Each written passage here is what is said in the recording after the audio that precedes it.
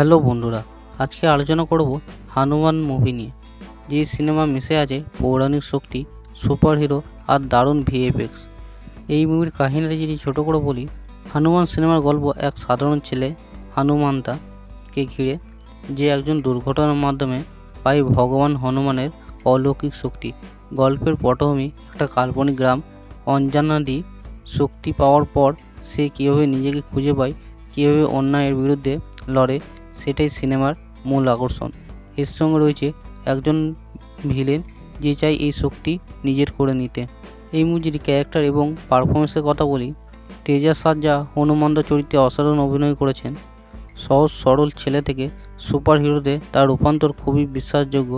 অমৃতা আয়ার romantic lead হিসেবে সুন্দরভাবে ফুটে উঠেছে। ভিনয় রায় চরিত্রে ভিলেনের ভূমিকা দুর্দান্ত। সাপোর্টিং কাস্ট পারফরমেন্সও বেশ ভালো, কারো অভিনয় অতিরিক্ত মনে হয় না।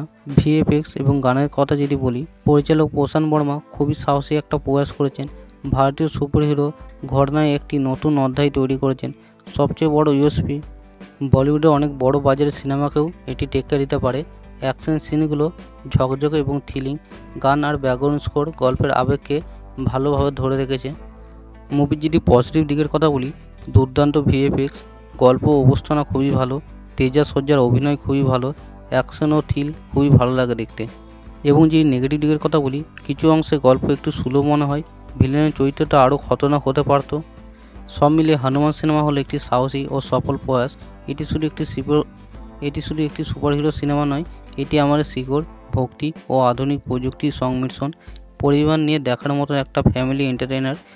আমি হনুমানকে দেবো 5-এর মধ্যে 4 স্টার। অবশ্যই একবার হলে মুভিটা দেখতে পারেন এবং মুভিটা ভালো লাগলে লাইক, শেয়ার, সাবস্ক্রাইব করতে ভুলবেন না।